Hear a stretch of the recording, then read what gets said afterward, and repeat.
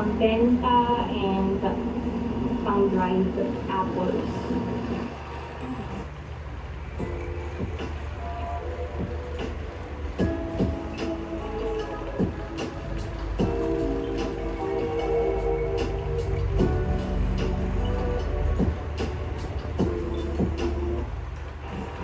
Madaming nasirang apples kasi sobrang haba ng summer this year. Sobrang init and tuloy-tuloy yung pag-ulan sa Korea. So extreme yung hot, extreme yung rain. Sabi ni Omoni, makakatulong lang daw talaga sa mga farmers ay si Lord.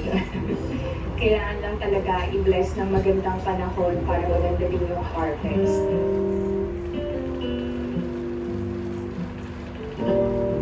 Kailangan daw balatan.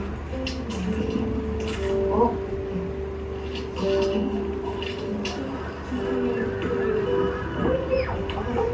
Masisirain ko po na lang.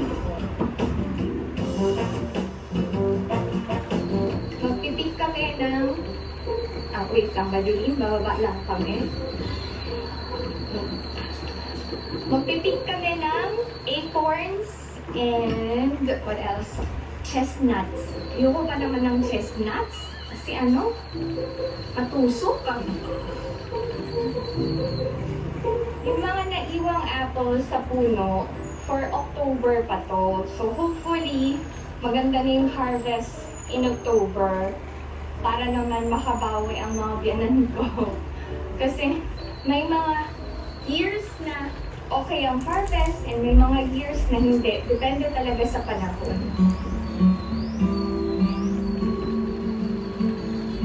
Papansin nyo, dito ay puro green pa ang apples kasi late pa ang harvest nito.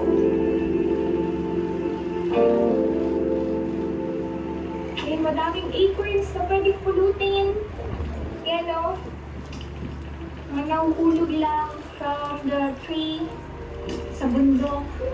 Kaya lang kailangan careful. Ayan o, natusok ako. Ay, ganyan o. Halos lahat ng nandito sa farm ay makakain. Meron ding chestnut.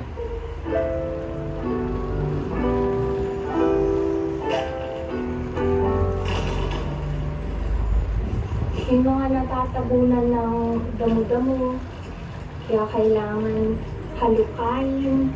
Kasi halos lahat ng nandito, pwede nga makain. Talagang tsatsagain mo lang. Mamulot, mamitas, magtanim, yan, mag-alaga, ng mga kung ano-anong halaman. Kasi pag may tanim, may aanihin. Ay, ganito pala yung pinaka-fruit ng acorn yan. Pag nag-dry na, nasa loob. First time ko nakakita Kasi usually, ang nakikita ko na lang ay yung pinaka-loob ng acorn, hindi na yung shell niya. Ay, ang liit! Liit ng acorn yan. Magbabalat tayo ng acorn. Masisira yung kukuko. Meron akong napatay. Oh! Napatay na lamok. Ayan. Naku. Kasi naman pag uwi ko nito, ang dami ko na naman kagat ng lamok. Duguan na! Si PMSK! Grabe yung lamok, oh! Ang daming nakain na dugo ng Pinoy! Ayoko na dito, ayoko na. Let's go na! Sobrang dami ng lamok. Alam niyo, ang problema sa akin, kapag kinagat ako ng lamok, namumula, tas nangingitim. Nagpipeklat. Kaya hanggat maaari, ayoko makagat ng lamok. Kasi nagtatagal talaga yung peklat sa akin. Yung kagat ng lamok ko sa legs, meron pa hanggang ngayon, no? Otong na. Nasaan na ba? Yan, no? Nasaan pa?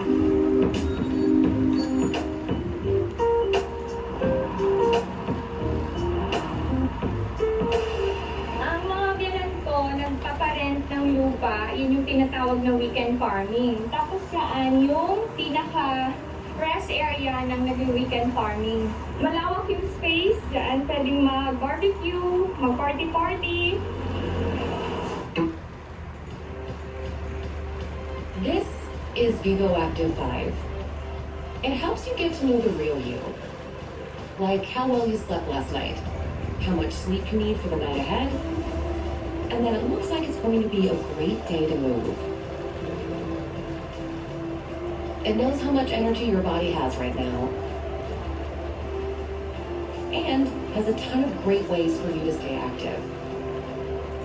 It knows that your fitness is improving because you know when to work out and when to recover. That you want to do more and charge less. And that hitting your step goal or push goal is never optional. It also knows you should take a moment to relax. Your training plan is working well. You're younger than you really are. Your cycle is right on schedule. Your workout and recovery balance is just right. And so much more. Know the real you with Vivo Active 5 from Garmin.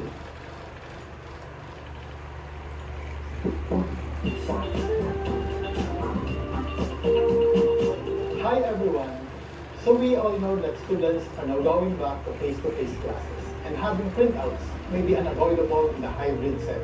To keep up with the amount of requirements, students need a printer with smart feature and sustainable at the same time. The HP Smart Apps Scan-to-Text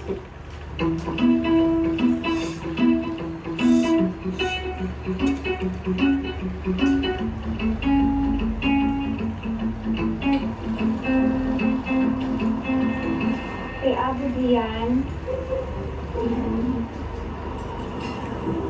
Pati ang bundok, kanya rin. Ang tagapagmana ng lupa.